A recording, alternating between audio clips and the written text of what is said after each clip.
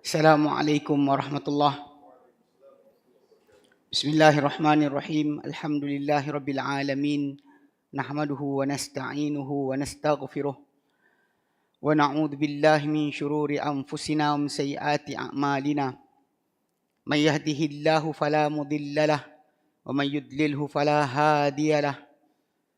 Ashhadu an la ilaha illallah wahdahu la syarika lahu wa ashhadu anna Muhammadan abduhu wa rasuluh.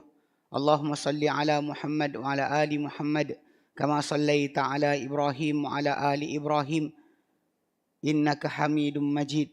Allahumma barik ala Muhammad wa ala ali Muhammad kama barakta ala Ibrahim wa ala ali Ibrahim innaka Hamidum Majid. Rabbi shrah li sadri wa yassir li amri wahlul 'uqdatam min lisani yafqahu qawli, amma ba'd. In the name of Allah, the most gracious, the most merciful, all praise be to Allah. We praise Him, we ask for His help, we ask for His forgiveness. We seek refuge with Allah from the wickedness of ourselves and from the badness of our deeds. Whoever been given by Allah guidance, then nobody can be a misguider for him. And whoever been misguided by Allah, then nobody can be a guider for him. I bear witness, there's no God worthy to worship except Allah, only Him, no associate for Him. And I bear witness that Muhammad, His messenger, His servant. O Allah, give good praise upon Muhammad and the family of Muhammad. If we have give good praise upon Abraham and the family of Abraham. O Allah, bless upon Muhammad and the family of Muhammad. Have blessed upon Abraham and the family of Abraham. Verily, you most worthy of praises and most exalted in nobility. Today, inshallah, we continue with our 24th Quranic rules. That essentially we already studied is taken from the Surah Al-Ankabut, verse number 69. That is the saying of Allah, وَالَّذِينَ جَاهَدُوا فِينَا لَنَهْدِيَنَّهُمْ سُبُلَنَا. Those who strive in us, in our way, we will surely guide them our ways or our road. So this is the ending of Surah Al-Ankabut, and like we said before, by the author of the book 50 Quranic rules in Soul and Life, or about Soul and Life, he said that the connection between the beginning of the surah and the ending of the surah Al-Ankabut is so clear, because in the beginning of the surah Allah said about thus the human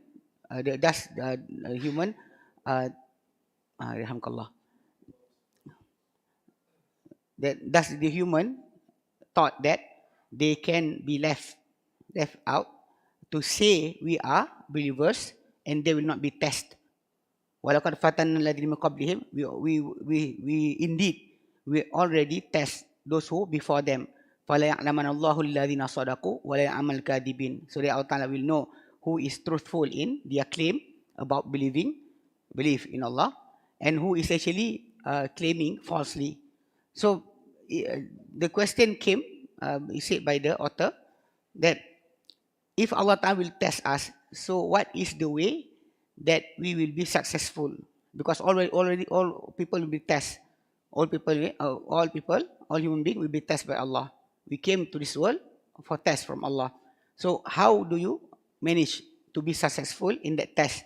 So the ending or the rules that you are learning today, last week and today, inshallah, that is وَالَّذِينَ جَاهَدُوا فِينَا, verse number 69 of Al-Ankabut, and those who strive in us.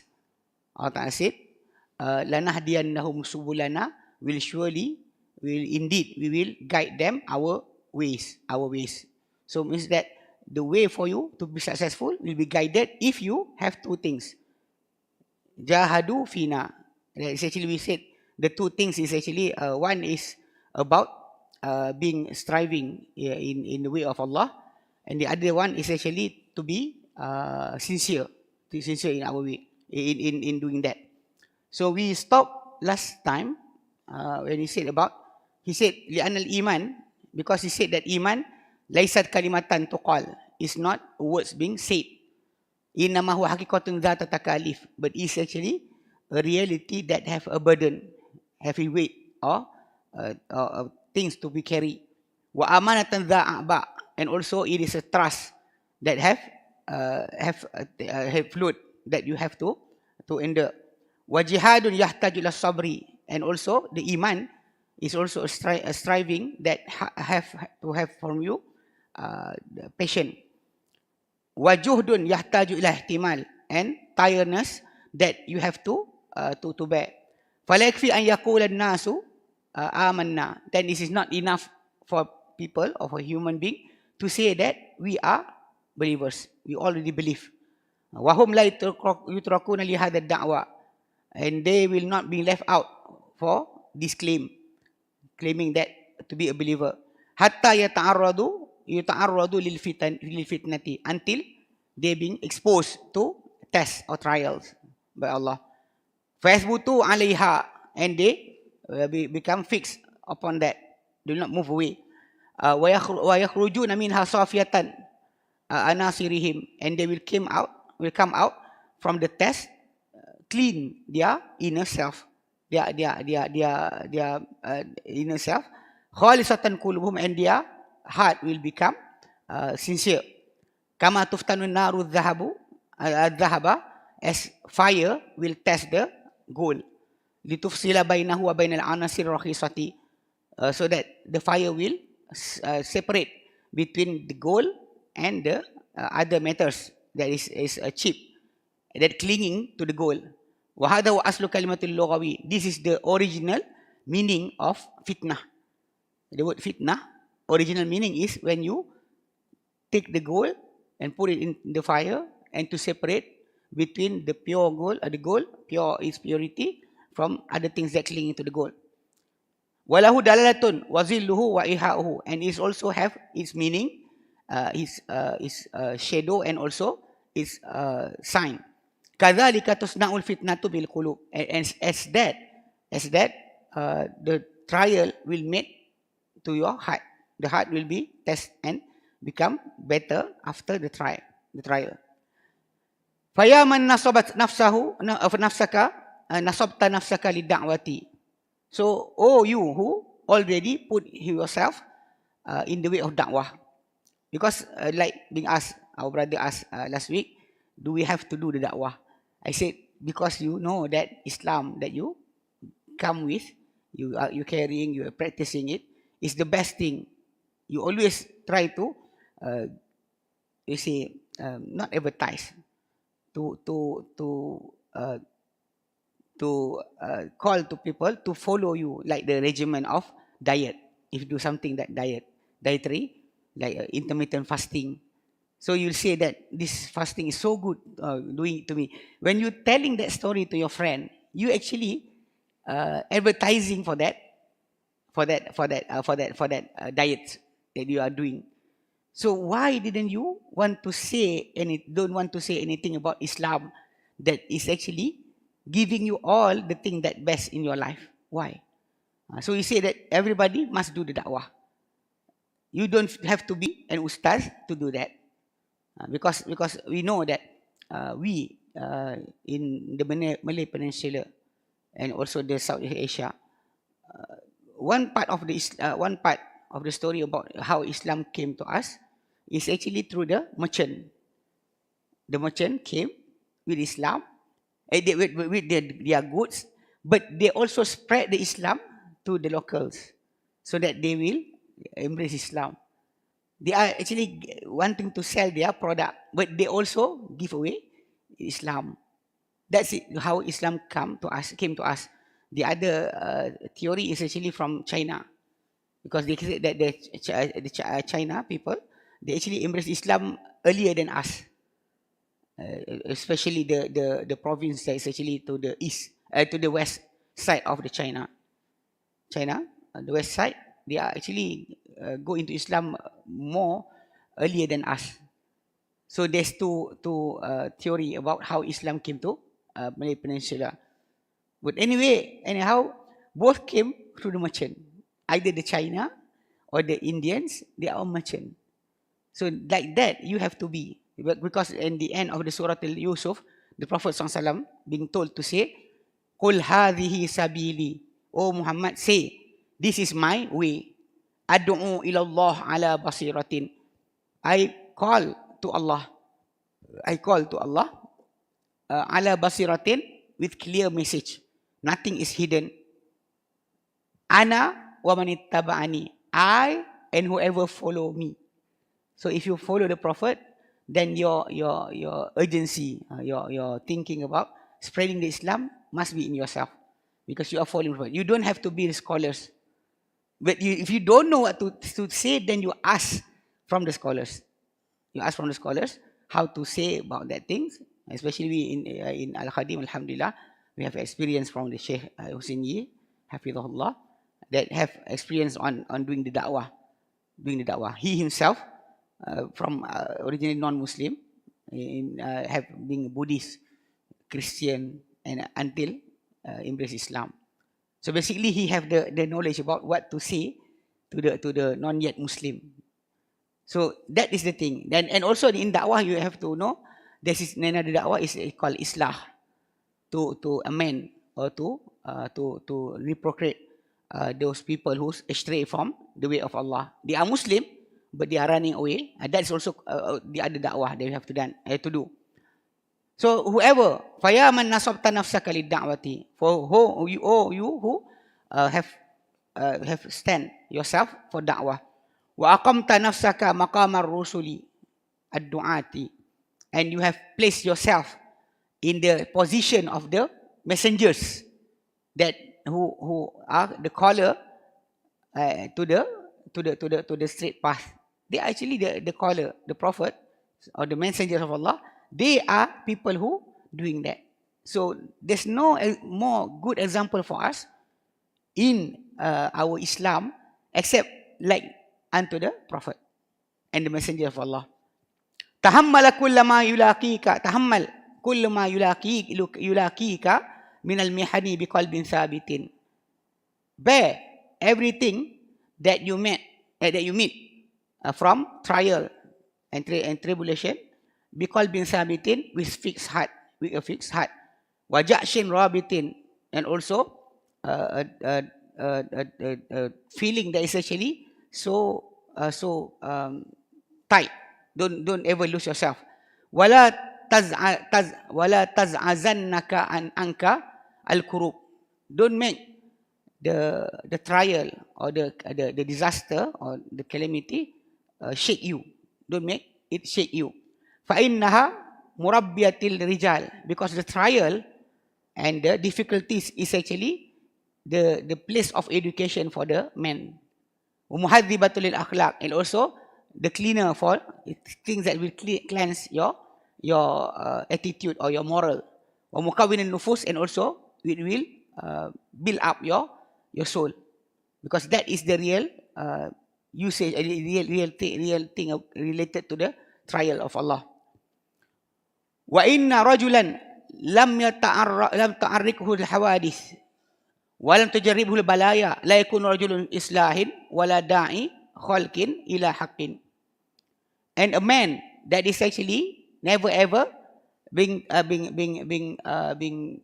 struggled by the happening in his life. Because this is the thing that I said about one of my friends.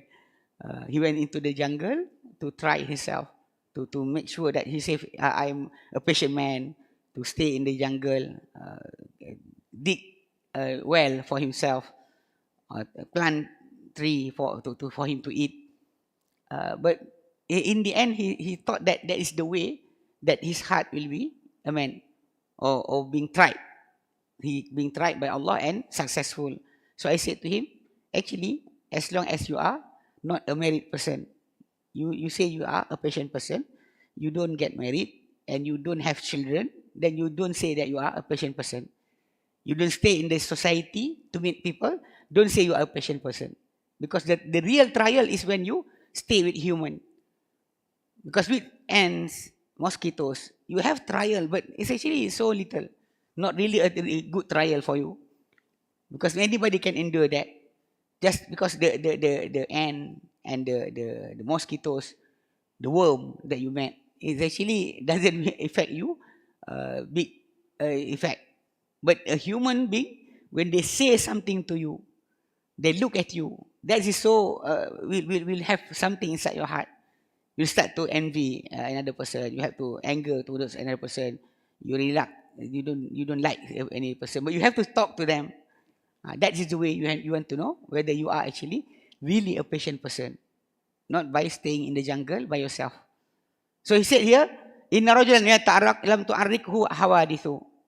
A person that may never be strangled by the happening in his life. Anything happen in his life. Nothing happen in his life. Walam tujaribul balaya. And also the test or the calamity never ever test him. La yakunu rajulu islahin. He will not ever be reforming man. Wala da'iya khalqin ila haqqin. And also he will not be a caller to all human, to all being towards the truth. Fawatin nafsaka ala tahammuli al makruh. Then stay yourself, make yourself to stay on enduring things that you doesn't like, things that you don't like. Endure yourself, don't run away. Wabdhul kulla ma tastati'u min quwwatin wa malin. And also give away whatever you can from your strength and for your wealth. Yahdikallahu tariqan rashada. Then Allah Ta'ala will guide you a guided or a straight way for you. Wa yuslih bika jama'atin bal umama. And Allah Ta'ala will make will reform with you groups of people and maybe the nation, because of you endure all the tests from Allah. Because in the ayah that we say, Allah said, "Walladina jahadu fina," those who actually strive for us, they struggle for us. Lanahdiyannahum subulana. We will surely guide them our ways. We'll give them the ways for them to be successful. Allah said, "Walladina jahadu fina lanahdiyannahum subulana wa innallaha lama'al muhsinin." And verily, or indeed, Allah is with those who doing good. Wa idza tabayyanat silatu hadhihi al-qa'idati al-Qur'aniyyati al-madhkurati fi akhir surah Al-Ankabut. And if it is already clear, the connection between this Quranic rule that being mentioned in the end of surah Al-Ankabut, وَالَّذِينَ جَاهَدُوا فِينَا لَنَهْدِيَنَّهُمْ سُبُلَنَا, and those who strive for us, we will surely guide them our ways. If this rule is connection with the beginning of the surah, the awal surah, is clear, فَإِنَّ دَلَالَاتِ هَذِي الْقَاعِدَةِ فِي مَيْدَانِ الدَّعْوَةِ كَبِيرَةٌ مُتَّسَعَةٌ جِدًّا. Then the meanings or the meaning that they contain of by this Qā'idah, this rule, in the field of da'wah is really big and wide. Really big and wide. وَهِيَ تَدُلُّ بِوُضُوحٍ, and is showing clearly ala anna man rama al-hidayata wa tawfiqa, that whoever dreaming, hoping for guidance and tawfiq. You know, guidance and tawfiq is actually two different things. Guidance from Allah, there's two types of guidance. There's guidance from the messengers, teacher, person that wanting you to be good. That is guidance from Allah. It's called Hidayatul Irshad. And the other one is Hidayatul Tawfiq. Hidayatul Tawfiq is whatever being placed by Allah for you. The time, the people that you met, your father, your mother, the society, your friend. That is actually things that will guide you. That is Tawfiq. But the guidance only, that is called Irshad. Means that I can give you guidance. But guidance that I give you will not force you or making you to follow it. But the tawfiq from Allah, something that will surely make you arrive. That's an analogy being given for this. When I was, one of my teacher said, the hidayah al-irshad that is being given by the teachers, the prophet, and all whoever want to give you guidance from humankind, they actually, the guidance is actually as if you are searching guide to arrive to a place. You want to go to some place and you don't know where to go. And you met somebody at the side of the road. You ask him, brother, uncle, I want to go to this place. How can I arrive to that place, this place? So the person will say to you, you go straight, and after the T junction, turn right.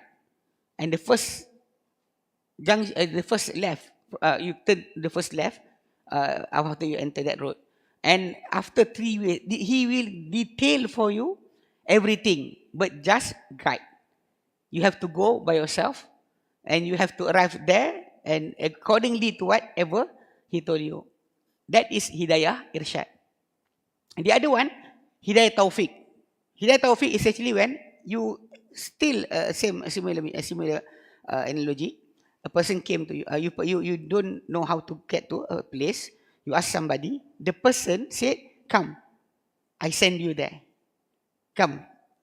He get his car, his motorcycle, come. And he send you to the place, at the door of the place. That is called Taufiq.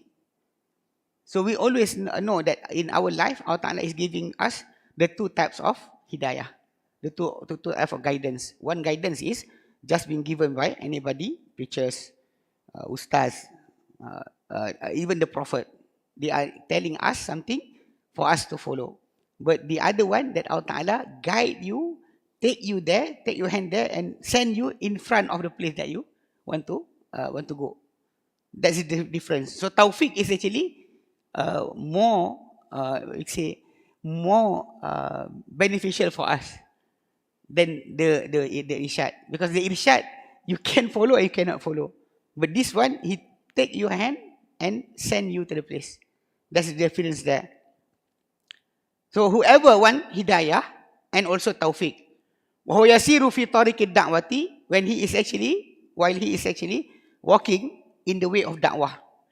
فَلْيُحَقِّقْ ذَيْنَكَ الْأَصْلَيْنِ. Then he have to make a realization of these two great ways, اللَّذَيْنِ, that دَلَّتْ عَلَيْهِمَا هَذِهِ الْآيَةِ, that being shown by this ayah, the ayah of Ankabut, verse number 69. So instead here, there's two ways for you to be successful, whether in da'wah or anything else, because you will be tried by Allah, whether you are a caller towards Allah, a ustaz or not, you will be tried by Allah. So the way for you to successful, then there's two ways for you to take care about. First, al-awwal, amal aslul awwal, and then he said here, so the first base, فهو بذل الجهد والمجاهدة في الوصول إلى الغرض الذي ينشده الإنسان في طريقه إلى الله تعالى. That is actually for the person to give away all his effort and his strive and effort to arrive to the goal or destination that he want, that the human want, in his way towards Allah. He have to do effort, like we doing today. You came to learn. You place your time to listen and to think and to write. This is actually one of the striving that you are doing. You know, you take away, you give away your time, your strength, your wealth, for you to arrive to Allah. That is the thing that Allah Ta'ala wants to see from you. Always remember that in our life, the result is actually something called additional towards whatever you being placed in this world. Because if you look into the prophets, the messengers of Allah, they are doing their works. Like Noah, peace be upon him. He's striving to call his people for 950 years. 950 years. And only few from his people followed him. The majority is not there. So if you putting the story of Noah, Abraham, the Hud, Saleh, and many of the messengers of Allah, you will surely say that they didn't arrive at the goal. They didn't achieve the good number of followers. But actually, Allah Ta'ala always want to see from you the striving and also the effort. It's not the result. When you come to learn that the Prophet ﷺ said, Man salaka tariqan, whoever go into a road, a way, yaltamisu fihi ilman, that he search in that road one knowledge. Sahhalallahu lahu bihi tariqan al-jannah, then Allah Ta'ala will make easy for him or for her a way to the paradise. Or the Prophet said, Man kharaja fi talabil ilmi fa fi sabilillahi hatta yarji'a.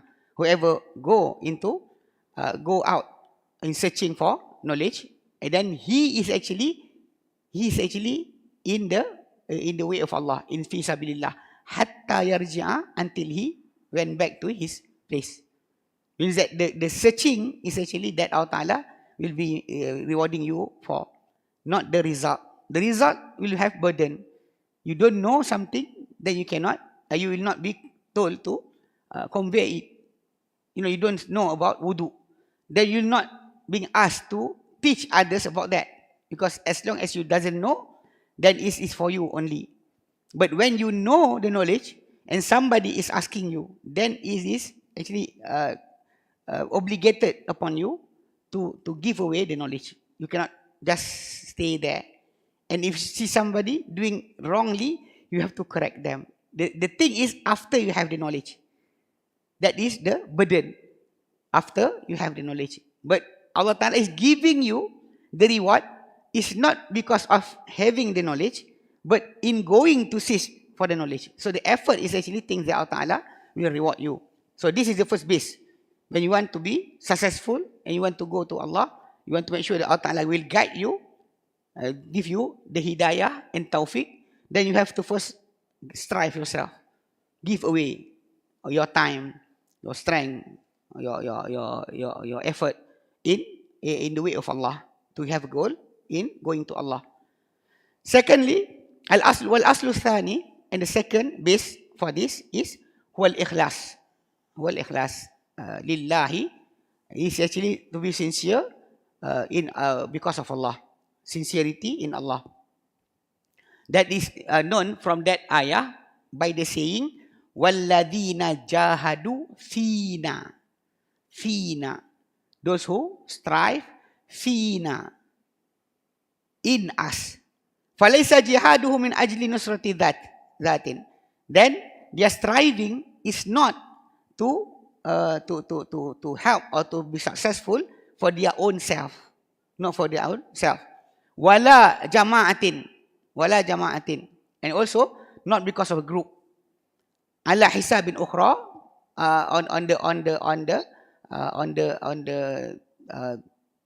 doing that, la jama'atin ala hisab ukhra, not because of one jama'ah upon another jama'ah. Walaysa min ajli la'atin min ad-dunya, and also it's not for cheap thing from the dunya, anything from dunya, wealth, car, houses or everything. No. Aw raqdin wara'a kursiyin aw mansabin. Also, it is not because running, chasing behind a chair or a position in society. Bal huwa jihadun fi dhatillah. It is actually jihad, striving in Allah, because of Allah, not because of anything else. That is known by fina, the word fina in that ayah. Walladina jahadu fina.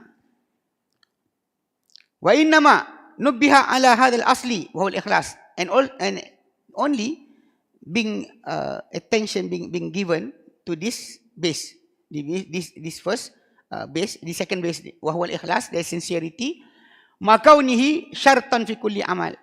Even though that to be sincere because of Allah, it is actually a condition in every amal.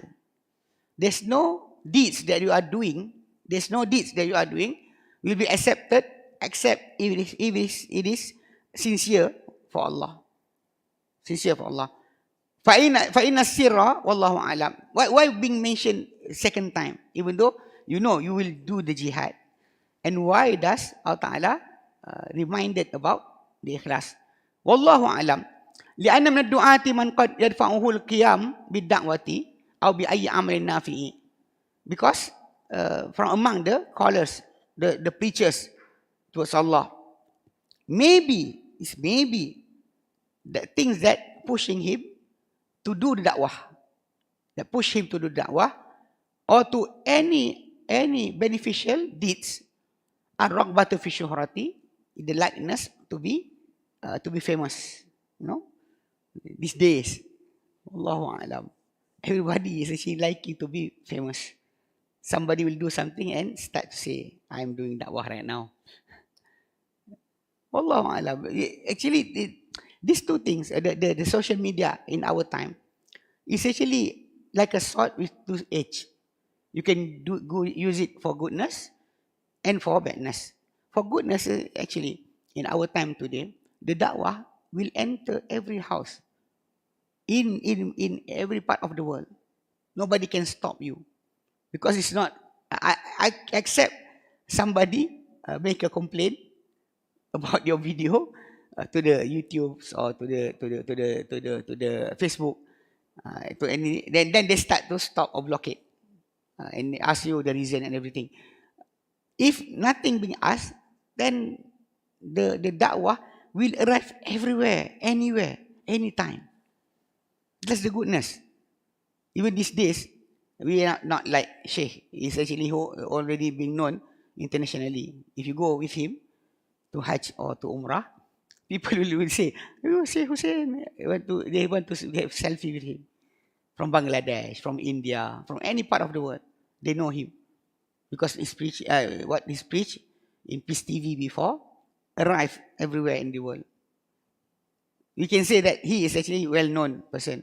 But these days, sometimes in our asatidah, when somewhere, people will shake his hand and then saying that, I watch your lectures every day. And the other person said, oh, my father watching you. When we went to the Al-Hayr School of Memorization of Qur'an in Jalan Kebun, we actually have a partner there with them. So we go there to meet with the student, and some of the students will shake your hand and say, my father always watch you.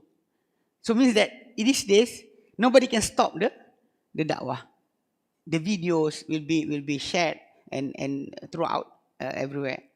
So the message will arrive, whether we like it or not. But the second part, the other edge of the sword, is something that will make you like to be seen by people. You take your video, you post it, and after that you see how many people is looking at you, what is the comment, and you start to have something inside your heart. If people is actually praising you, you like it. If people is actually condemning you, you start to hate it. Even though if you really know that, like being said in one of our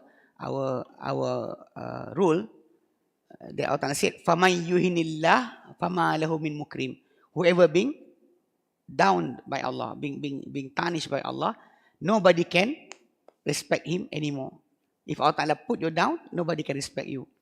Mean that the one that putting you in position, or lowering your position, or making you to be known by people is Allah.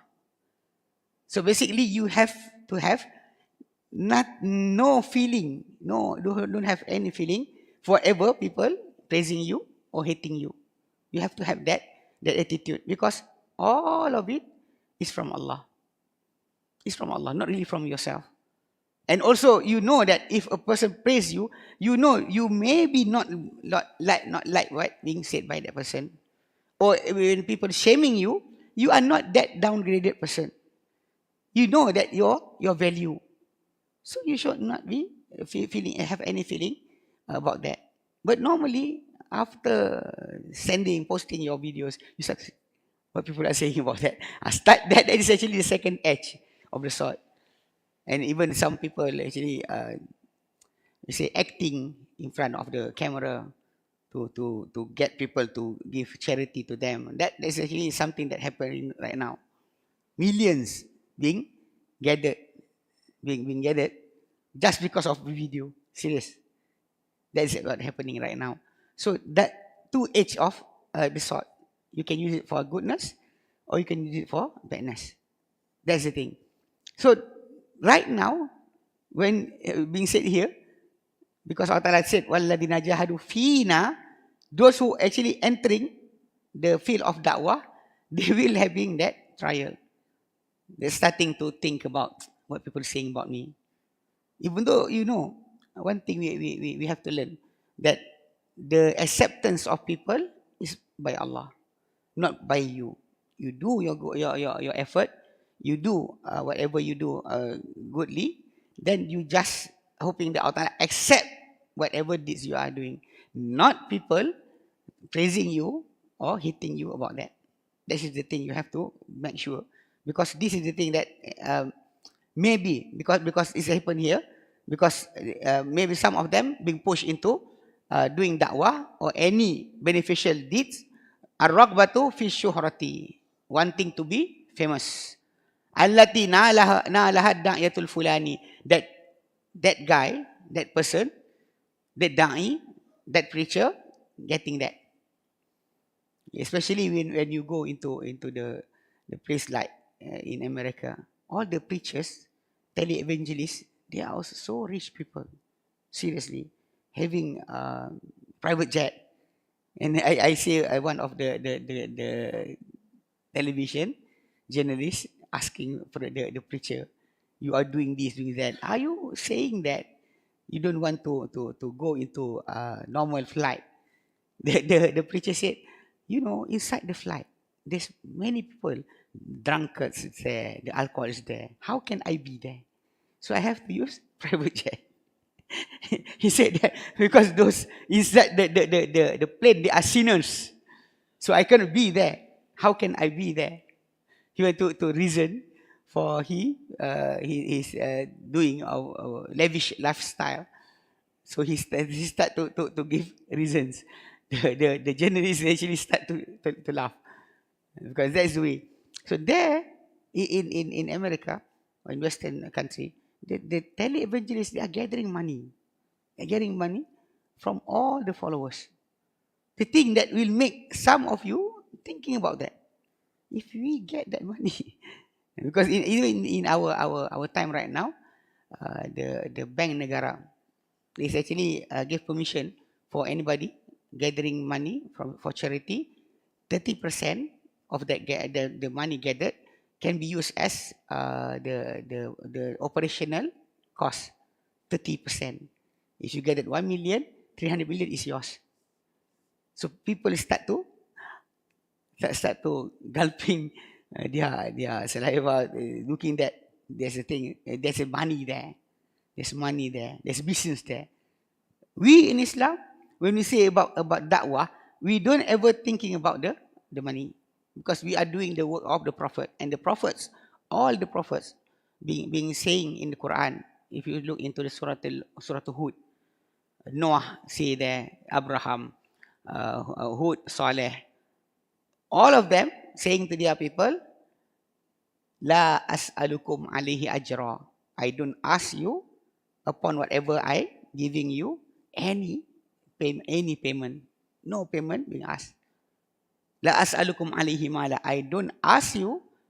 I will not ask you upon whatever I give you any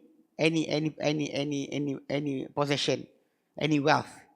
That is the thing that being said by all the prophets. So if you go into the da'wah, you also have to have that same attitude. Don't ever have the other part, because like right now being said, sometimes we like the what being gathered. Sometimes we like the known by others, or the famous position that the other person get. Awiyadfa'u nailu sara nalahu mutahaddithul fulani, or pushing him into the da'wah to gather the wealth that got by the preacher of fulan. فجاء التنبيه على هذا الأصل الأصيل في كل عمل صالح. Then the reminder upon this original base, because we said, if not being said here, you will always know that nothing from the deeds for Allah will be done without the sincerity. Must be with sincerity. But the remind here, because yes, you are doing good deeds, then shaitan will surely come to you. Sometimes we thought that when you are doing good things, then shaitan will not be inside the mosque, inside the place of learning Islam. It's actually totally wrong, because we know that the Prophet, peace be upon him, reminded us about when you are doing salah, you are praying. That is the time when shaitan will come to you, trying to get you to imagine this, imagine that, until you forget.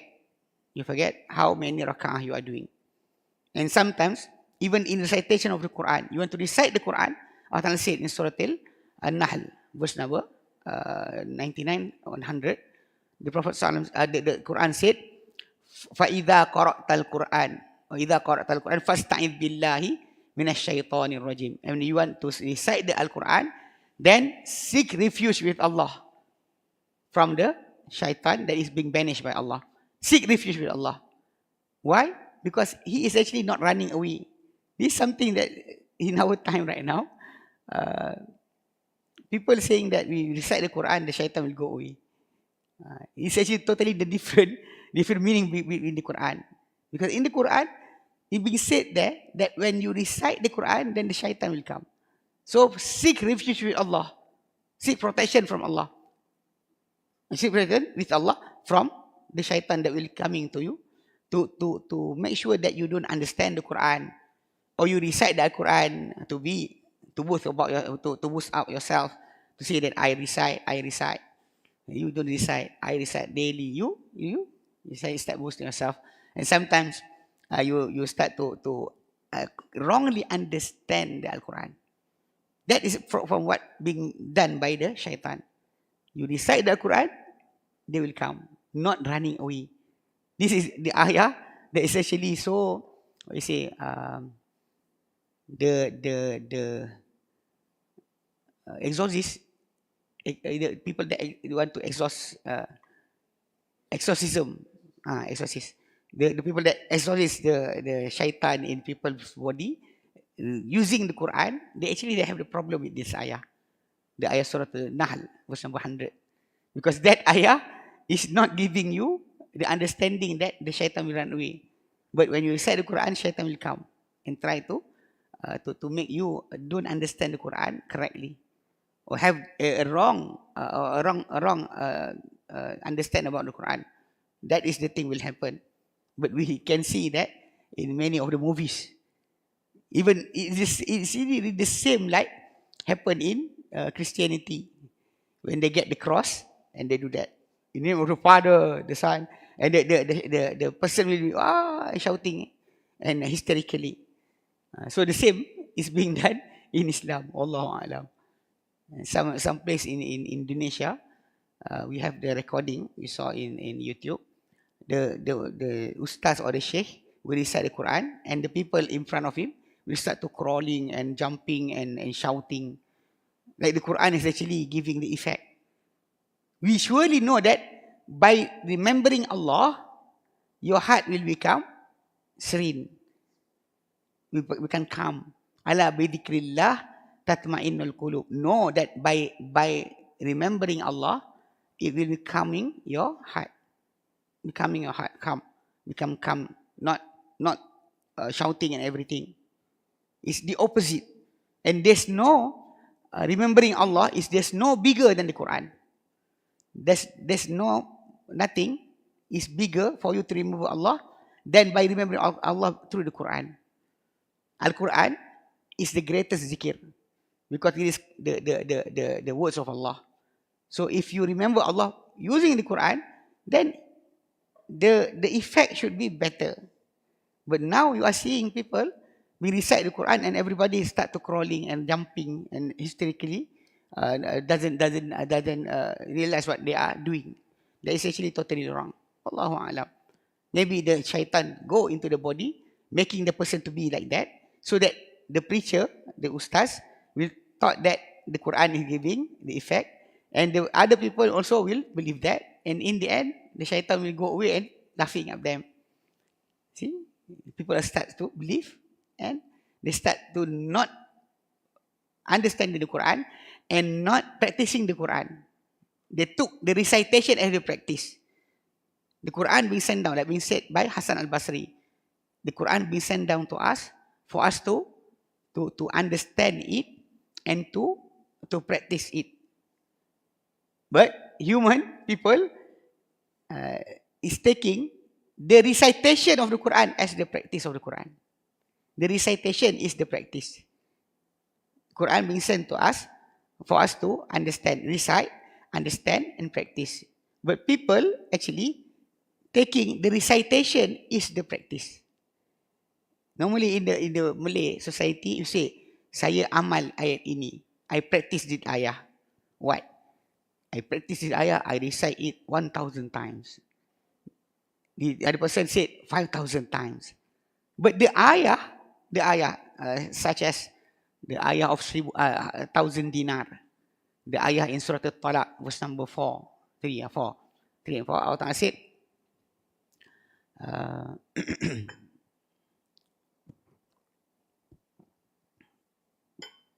وَمَنْ يَتَّقِ اللَّهَ يَجْعَلْ لَهُ مَخْرَجًا وَيَرْزُقْهُ مِنْ حَيْثُ لَا يَحْتَسِبْ.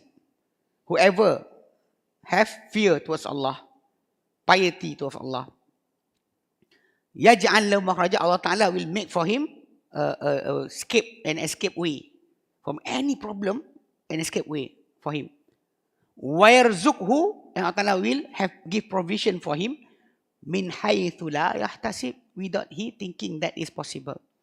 From way that is actually he doesn't really think that this is the way, the thing that the provision from Allah will come to him. People are liking that meaning. You know, you get provision from Allah, the risk, without you expecting it. They like it. But the ayah is telling you to be pious, have piety towards Allah, to fear Allah. Then only will get that things. Sometimes in the restaurant, they put the ayah, big ayah. وَمَنْ يَتَّقِ اللَّهَ يَجْعَلْ لَهُ مَخْرَجًا وَيَرْزُقْهُ مِنْ حَيْثُ لَا يَحْتَسِبْ. Saying that this ayah will gather risk for you, will get you risk without you expecting it. The problem is in that ayah, for you to practice it, not to recite it, not to hang it, but to do what being told there. That is for you to have piety or fear towards Allah. So the restaurant is hanging that ayah. The Maghrib azan is calling. They are actually playing there football or sometimes wrestling, mixed martial art and everything, MMA. So they are showing the sport and entertainment at the time of azan. The time of azan, the television in that particular restaurant, they're putting that the ayah of Surah Al-Talaq, وَمَنْ يَتَّقِ اللَّهَ يَجْعَلْ لَهُ مَخْرَجًا, the ayah of 1,000 dinar. Say that you recite, you get 1,000 dinar. So they put the ayah that telling, if you have piety towards Allah, Allah Ta'ala will surely make an escape route for you from any problem. And Allah Ta'ala will give provision for you without you expecting it. But they are not having piety. They don't fear Allah and shut down everything. And some of them doesn't even have, most of the restaurant. Normally only Chinese Muslim restaurant have a prayer place, has musalla. The Muslim, the mama and everything doesn't have any surau, any place to pray. Even though you know that people came to your restaurant, they will surely sitting there before Maghrib until Isha. And sometimes we'll stay there from 1 noon to 3 o'clock, 4 o'clock. They have to have place to pray. You don't provide them. What message are you sending? You are Muslim, but you don't care whether people are praying or not. The most thing that you want, that people will pay you for whatever you provide. Where is the taqwa? Where is the وَمَنْ يَتَّقِ اللَّهَ? You are not practicing the ayah. You are reciting the ayah. You are hanging the ayah. And you are expecting that is the practice of the ayah. I practice. Wow, brother, you have so many wealth. You have many things. What have you done? I practice the ayah of 1,000 dinar. You know, the recitation and the hanging. And they actually doesn't really doing whatever being told by the ayah. That's not right. That means say Hassan Basri, people taking the recitation of the Quran as the practice. The practice is not the recitation. The recitation, for you to recite, understand and practice. You don't recite, you don't understand. You want to, after you understand, you have to practice it.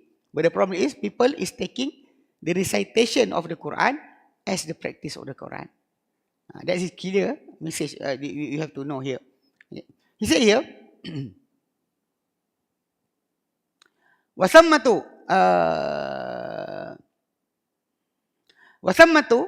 and there also sirrun akhar. There's another secret. Wallahu alam. Maybe he's right. The author said wallahu alam because maybe I'm right, maybe I'm wrong. Because this is what I understand here. Okay, one is actually he said here, why Allah Ta'ala reminding us about sincerity. Fina. By the word fina, because of us, not because of you, not because of your people, not because of your nation, not because of your flag, not because of your personal gaining, but because of us, in us. So why Allah Ta'ala remind? He said, Wallahu alam, fi tanbih ala hadha al-asli, in Allah Ta'ala reminding about this origin, there is sincerity. The first, you have to strive. Second, you have sincerity. Wa huwa anna al-insan, that it is because the second thing maybe because the human being, a person, qad yabda'u mukhlisa, maybe they start off with sincerity. In the beginning, the sincerity is there. Thumma la yalbathu an tantafi'a haratul ikhlas, and suddenly it doesn't take long time that the fire of sincerity inside his heart, his soul, is actually put away. There's no light anymore, no sincerity. First is there, then dim, gradually the fire being put out. Kullama laha amama naziraihi shay'un min huzuzi nafs wal atharati. Every time actually being seen in front of him, in front of his vision, something from the gaining or personal gain, or from wealth, awit tatalu ila jah, or sometimes to striving to expecting to have a position. Sometimes when I was in Yemen, some of the maybe he's already been going good right now, Wallahu alam. But at that time, we ask people, what are you? What is your occupation? What is your dream? When you want to learn Islam, what is your dream? So one of them said, I want to be the scholar of Ummah. You know, the scholar of Ummah, the scholarship of the position of scholar in Islam is not something that you gain just by putting yourself, I am a knowledgeable person. It's actually something that Allah Ta'ala will lift you up, not you by yourself. But when the person said, I want to be the scholar of Ummah, something that is actually you are actually running towards something that is actually not from what Allah Ta'ala promised you. Allah Ta'ala will give you if you are a right person. Because many people go to learn. We have actually around 6,000 students learning Islam in Egypt. Only in Egypt. 6,000 every year. 6,000 means that every year you have 6,000 students learning, and some of them coming back and some of them going away. So the numbers of scholars will come back to Malaysia in few years. Actually, maybe 10% of the people in Malaysia is actually the scholar of Islam, because the abundance of numbers. But we know that from that numbers, those who being chosen by Allah, only that will have the position inside the society. Not everybody. Some of them went back to his village, become a farmers, become a farmer. Essentially, it's not something that is wrong, but he doesn't have that capability. It's not things that you run to get that position. Becoming a scholar in Islam is not a position you can just write yourself and going into a society or association of scholars of Islam. It's not something you can gather or get by yourself, because the one that will give you is Allah.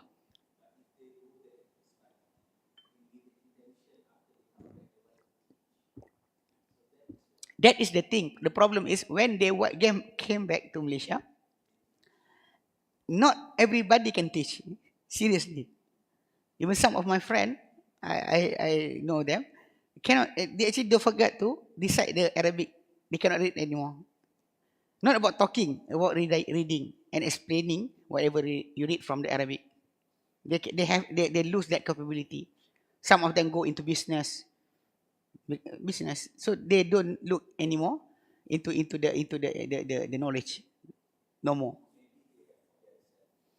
Maybe, Allahu Alam, and become common person. You can see them not like a person that can give you a warning from Allah. Not really. Actually, because the knowledge itself without practice in Islam is void. Because some of them is going towards the worldly matter, more than the person that is actually not learning Islam. Like you, not a person who studied in Egypt. There are people that coming back from Egypt and not practicing what they learn, worse than you. Worse than a common person, common people. That why? Because to be a scholar or to be a guider to others is being chosen by Allah. A trial for you, a trial for that person, but it also Allah Ta'ala will lift you up. You cannot say that I want this and I want to become a scholar. No, you don't have to say something like that. Just say that you want to work because of Allah. You want to be the spreader of Islam because of Allah. It's good to say that. Then you say, I want to be a scholar of Islam. The scholar is actually a title that is not being given to you by signing to become a member of association. It's the thing that Allah Ta'ala will lift you up. Ulama. It's not the word that you can say, I become the ulama. I have to be the ulama. You learn. But to be the person that we teaching people, that is being chosen by Allah. Because the position that Prophet said about the position of the teacher of goodness towards human being. Alhamdulillah, the word is actually so general, not only religious thing, religious matter. The people that teaching something that beneficial to the humankind, all the fish in the sea will ask for his forgiveness. Oh Allah, forgive him. All the ant inside the hole will ask forgiveness for him. That is position. It's not really that cheap. The position that you know in our place here right now. How many ant do you think is around here? Around this Kayu Ara, or around this place in Al Khadim. You know that the Prophet said all the ant in their hole will ask, oh Allah, forgive this person. All the fish in the sea, how many fish in the sea? Is asking from Allah forgiveness for the people who teach people goodness. Mu'allimun nasa khaira. Alhamdulillah, the Prophet didn't say that only religion, only Islam. But teaching people goodness, then the ant, the fish will ask forgiveness for you. It's not a cheap position. It's not a simple position. But people sometimes like to be called, even though they are not eligible for that title, like to be called. People say, "Wow, this is ulama." The person will start to feel big in himself. That is the thing. So this thing can come after the sincerity. At first, sincerity is there. You doesn't care what people are giving you or doesn't give you. You don't care. Your intention only to spread Islam. This is the thing that I asked from the owner of ISN Taklim, the founder of ISN Taklim, Tuan Haji Arif, because he actually once among the people being near to Ash'ari Muhammad, the Arkam group. So I asked him, because in Taman Tun, Dr. Ismail, if you really know, you should know, there are rich people there once before. They give away all their bungalows and everything to the Arkam. So when we start to learn in Islam from the Arab country, learning from the scholars there, we came back and we look back at the videos of Ash'ari Muhammad teaching. I said, we look at it and we see nothing is there. There's no Quran, there's no hadith, there's no the saying of the Sahaba. If the hadith is not authentic. There's no ayah of the Quran. So he started to preach and preach. So I said to this founder of Yasin Taklim, Raja Arif, I said, why? Because I'm looking at that videos. I said, why? So the Hajj said to me, once he was so sincere. That's why people giving away to him everything, because they looked at him and they felt that this guy is so sincere.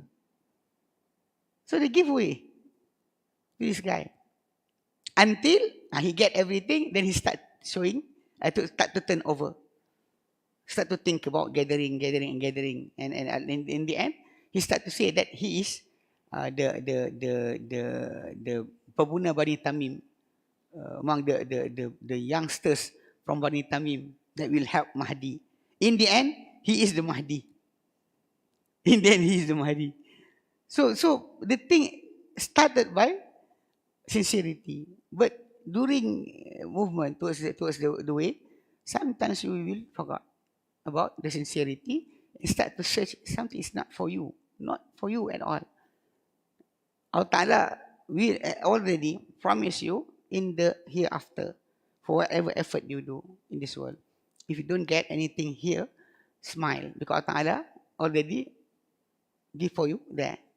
Already prepare for you there. So you don't lose anything. That's why those who are actually being called as the saint of Allah, La khawfun alayhim wa la hum yahzanun. They will not be worried about whatever they will come to them in the future. Walahum yahzanun, and they will not be sad whatever they left in this world.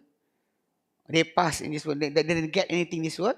They don't ever feel sad because they know that whatever with Allah for them is better than whatever they have here. So that's why the thing should be known for anybody doing da'wah. Maybe at first sincerity, but ongoing, sometimes things will go into his mind, situation, everything. Waragba fil ulu wal iftikhar, and also one thing to be top and to be boosting up himself.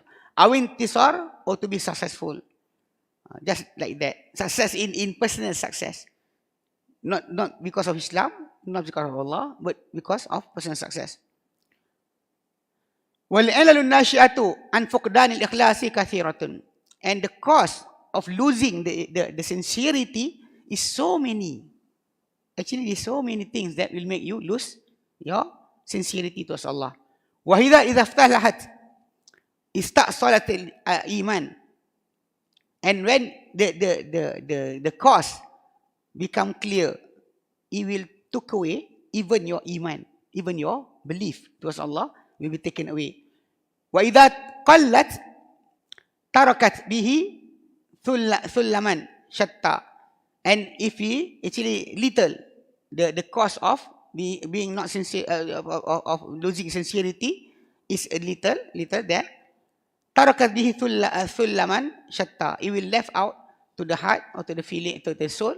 Something is there, even though it's not there for all. But some of it will still have effect in your heart. Yanfudhu minha syaitan, that shaitan will pass by that place. It become place for shaitan to enter, even though it's a little. The cost of not being sincerity is little. The thing is actually like being said, wanting to be on the top, wanting to the glamour, wanting to be known. This is the thing that will make you actually losing your sincerity. The wealth that you see, this person going preaching, being paid like this, being given this and that. So you start to have that feeling. So many things will come.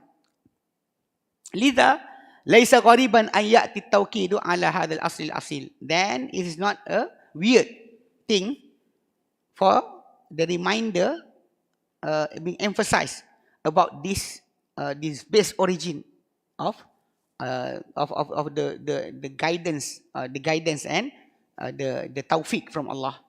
That is the base. If you want the irshad, the hidayah, and also the tawfiq, then this is the way. This is the way. You have to be sincere. So sincerity is the base of it. Fi hadal maqam al-azim, in this great place, maqamul jihad wal mujahadah, in the place of the position of jihad, striving, and mujahadah, and to fighting your own soul. You fighting your own soul. Then this is the place. You have to be sincere. Wa idza tatakarrara anna surata makiyatan, and if it's actually if already been known that this surah is makiyah, this surah Surah An-Nahl is makiyah, Surah Al-Ankabut is makiyah. Al-Ankabut is makiyah. Is that being revealed to the Prophet before his migration to Medina. Basically, in the Quran, there is when you learn the sciences of Al-Quran, you will know that there are differences from the verse that being revealed to the Prophet in Mecca before migration and in Medina after migration. There are certain differences. Like whatever after migration, there will be command to do many of the obligation. But in the Mecca time, there are only the most is actually about fixing towards the humankind, the belief in Allah, belief in akhirah, tawheed. It's always about tawheed. That is the differences. But this combination, you cannot say that after we arrive at one part, the first part you can leave it out. No, you have to have the both of it. Both of it is actually with you until the end of your life. You're going to say that I am with the Makkah era. This is the era of Makkah for me, not era of Medina yet. And after that, I am at the era of Medina, my time. So the Mecca is not important for me anymore. No. Sometimes people in our time thinking about the success or the implementation of the command of Allah, they left out about the Aqidah. They doesn't care about the Aqidah. Yeah.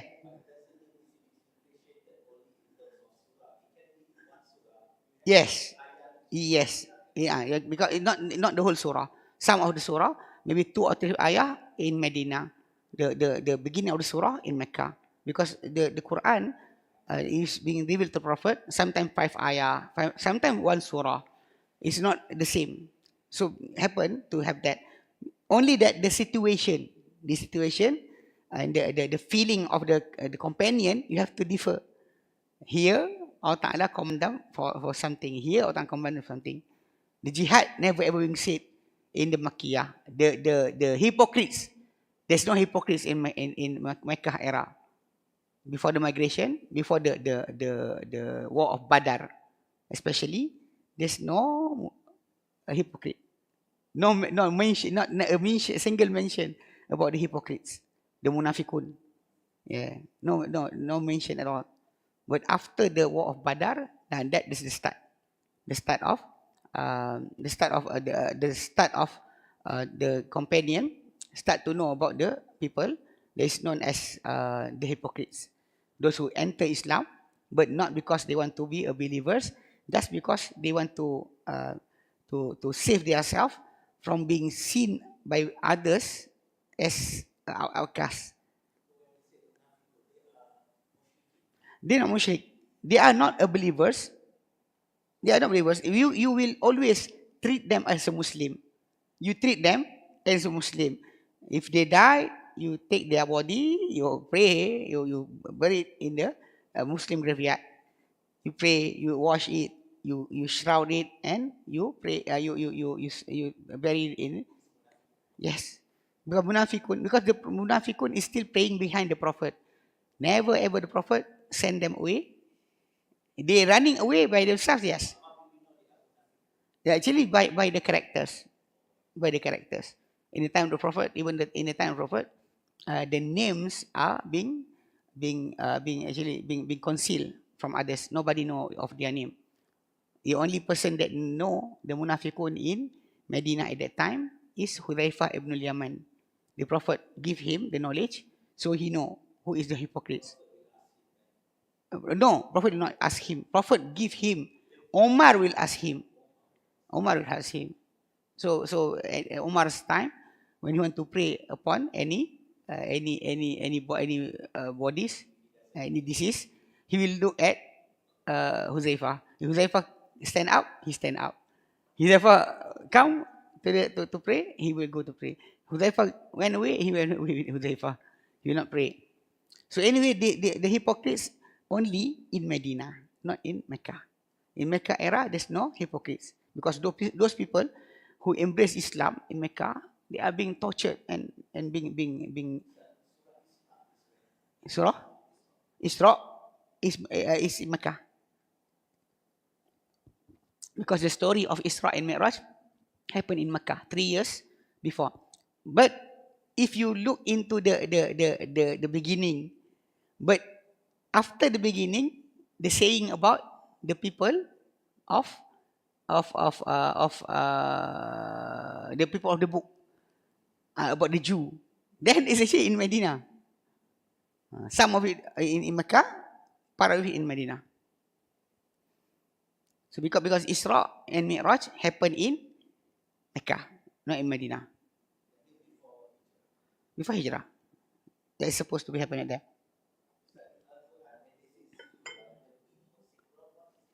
Do we mean what? Dhikrullah, remembering Allah.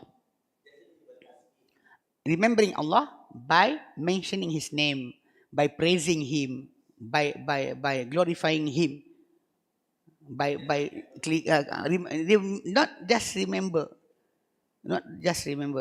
because the Prophet ﷺ showed us that when you remember Allah, you mention about Allah, you praise Him, not just Allah. No, Allahu Akbar.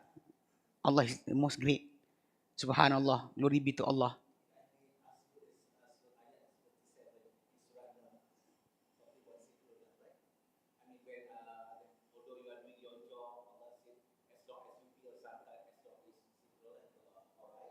Okay.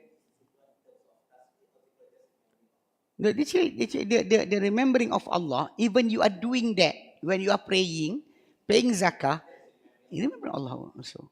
You are doing what Allah Ta'ala told you to do, that's remembering Allah. No tasbih only. That's why in the words by the Prophet, he said, Ahabbul kalam ilallah arba'un. The most lovable words by Allah is 4. Subhanallah, glory be to Allah. Alhamdulillah, praise be to Allah. La ilaha illallah, there's no God with worship with Allah. Allahu Akbar, Allah is most great. That is the 4 words liked by Allah for you to mention Him or remembering Him. Because remembering somebody, you remember your car, nothing. If you remember your car or your thing, actually remembering is one thing. To just pass in your mind about something is just remembering. But in remembering Allah, you must have either you glorify Him, you praise Him, you proclaim His oneness, or you mention about His greatness. That is the way. That's why when you look into the words that Allah Ta'ala like you to say Like the Prophet said, kalimatan, there's two words. Khafifatan al-lisan. It's actually so light on your tongue. Habibatan ila Rahman, being loved by the most merciful. Thaqilatan fil mizan, so heavy in the weight in Allah. Subhanallah bihamdih, subhanallahil azim. So it's actually about glorifying Allah.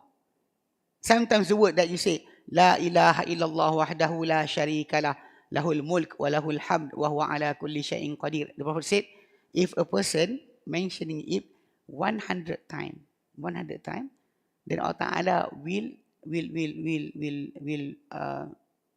cleanse his sin, even though it is like the bubble of the sea. You know, bubble in the sea, so many. So if that is your sin, just by reciting that 100 times, you get the cleanse from Allah. Allah Ta'ala will destroy, will cleanse you from the sin, even though it is actually like a bubble of the sea. But you look back at the words. What is the word? La ilaha illallah, proclaiming the oneness of Allah. La ilaha illallah wahdahu la sharika lah. There's no God with worship as Allah. Wahdahu, only Him, no associate for Him. Lahul mulk, belong to Him all the kingdom. Walahul hamd, belong to Him all the praises. Wa huwa ala kulli syai'in qadir, and He upon everything is most powerful. You actually proclaiming about the oneness of Allah. The words lahul mulk walahul hamd, and in the end, that is the character or the attributes of Allah.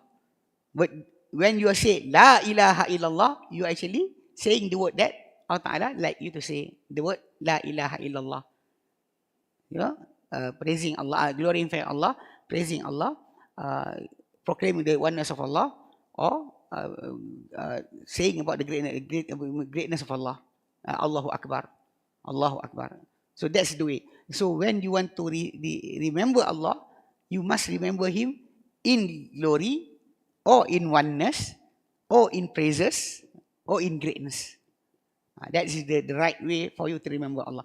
Not just remember. Not just, because remembering things, sometimes you don't have any feeling. Just remember, my key, there. Oh, my mother, there. You just passing strength of something in your mind. That is not really dhikrullah. Dhikrullah, it must have some effect on yourself. That's why when you glorify Him, praising Him, proclaiming His oneness, proclaiming His greatness, that is actually the way for you to have to remember Allah. Because Allah like that for you to say that things. That's the way, not just remember Allah. So that's why the word is there, being taught to us by the Prophet, to say this word or that word. Like the Prophet said, when his wife, Juwairiyah, was sitting at the praying mat. The Prophet went out, and when the Prophet came back, she's still there. So the Prophet taught her words, 4 words. The Prophet said, there's 4 words. I mentioned it when I was going to the mosque, and it is actually more than what you did by sitting from after Fajr until now. From Fajr until now, the 4 words is actually more rewarding in the sense of Allah. So the Prophet said, I said, Subhanallah bihamdihi. Subhanallah, glory be to Allah, wa bihamdihi, and praise be with Him. Adada khalqihi, as many as His creation. As many as His creation. Adada khalqihi. Wa zinata arshihi, and as the weight of His throne. Wa ridha nafsihi, and by whatever He pleased by Himself. Wa zinata arshihi, by the weight of His throne. Wa midada kalimatihi, and also by the ink of His words. So the Prophet taught her to praise Allah by that way. Then you have the reward as if you are doing something from after Fajr until the sun came out at the horizon. You know, from Fajr until the sun came out from the horizon, that is the, and more, and whatever being said by the Prophet is more than whatever she did on her praying mat. Actually, no. No, not really, because the Prophet taught her taught to her after subuh, after fajar. No, after duha. So anyway, that's the way. So the wording, the reward is actually from the Prophet SAW. He taught us to glorify Allah, to praise Allah, to proclaim the oneness of Allah, to proclaim the greatness of Allah. That's the way. You want to remember Allah, not by the way that being created by others. Some of the Sufis sect that putting words for you to say. They say that if you say this, you will get that. That is not the promise from the Prophet. This it is the promise from the Prophet SAW. Promises being done by the Prophet, we run towards it because it is actually the fact of belief. The belief from us towards the Prophet, making us to always searching for the words from him. Alhamdulillah, we stop here. Inshallah, we will continue. Inshallah, after this. Any question? Alhamdulillah. So we stop here. Wallahu a'lam. Wa sallallahu ala Muhammadin. Wassalamu alhamdulillah rabbil alamin. Subhanakallahumma bihamdika. Ashhadu an la ilaha illa anta. Astaghfiruka wa atubu ilaik. Assalamualaikum warahmatullahi wabarakatuh.